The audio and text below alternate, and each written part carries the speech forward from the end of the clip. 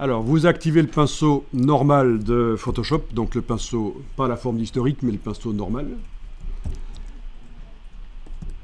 Vous pouvez choisir une brush à bord flou, donc CTRL-ALT, clic droit du PC, clic gauche du Mac, de haut en bas, c'est le flou.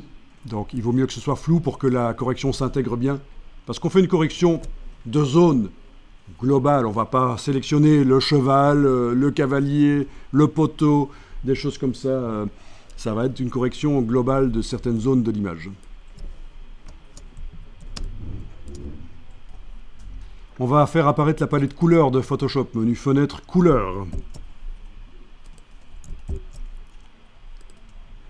Ok, il m'a juste mis un message pour me dire qu'elle est là en bas et qu'il n'a pas la place pour l'afficher. Mais voilà. Voilà. On peut agrandir la palette couleurs.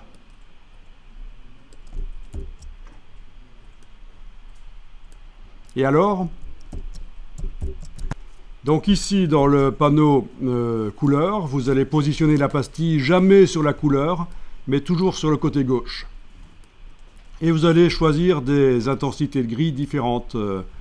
Par exemple, ici du gris clair. Et je regarde ce que ça donne quand je dessine dans ce calque avec du gris clair. Et bien là où je dessine, ça éclaircit. Vous voyez, je viens d'amener du gris clair là dans le calque. Ça éclaircit l'image à cet endroit-là. Je vais essayer avec du gris plus foncé maintenant. Plus bas.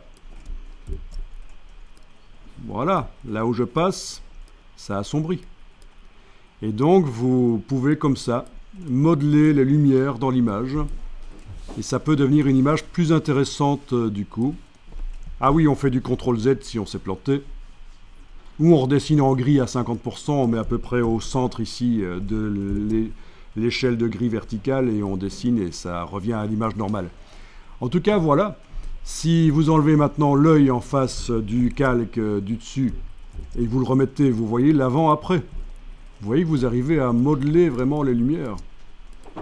Là, j'ai carrément inversé l'ambiance de l'image. Au départ, j'avais ça clair plutôt dans le dessous et foncé les arbres derrière.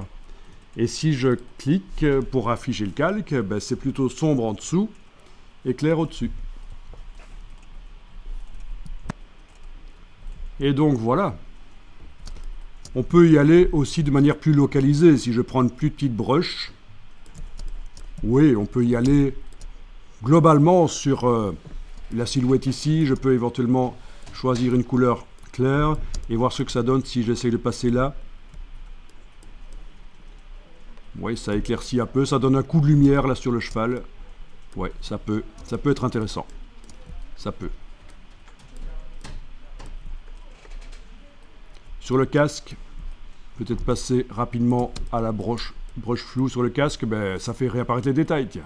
Pourquoi pas? Vous voyez, on peut quand même modeler un peu les lumières.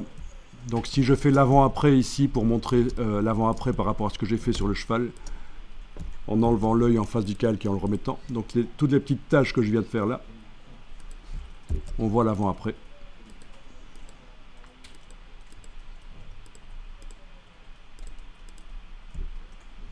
Voilà, voilà. Tiens, ce qui est important aussi, c'est peut-être la terre là qui se soulève. Ça fait partie vraiment de l'image, c'est quand même intéressant. Donc je vais peut-être essayer rapidement d'éclaircir ça. Pourquoi pas? Voilà, bah tiens, je viens juste de mettre une tache de gris clair à cet endroit-là. Et voilà ce que ça a fait. Si je fais CTRL-Z, CTRL majuscule Z, vous voyez. Pourquoi pas? On ne voit plus que ça quasiment, maintenant. Mais si je juge que c'est important pour l'image. Bien.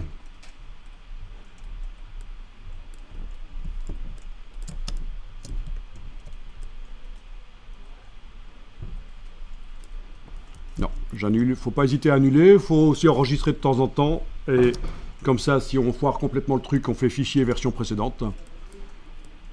Voilà.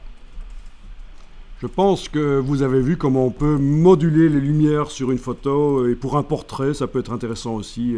Amener un côté un peu dramatique à un portrait. Comme si c'était fait en photo, en studio photo. Après, ça demande de tester.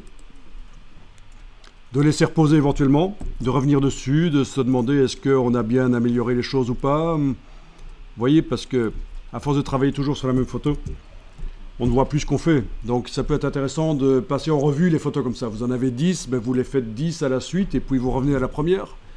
Vous la redécouvrez avec un œil neuf.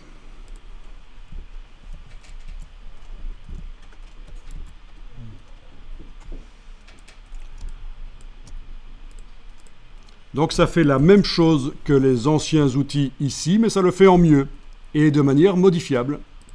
Ceux-ci, on les utilise encore rarement quand on doit faire des sélections sur des cheveux, des choses comme ça, des arbres. Sélection complexe, ça peut encore servir.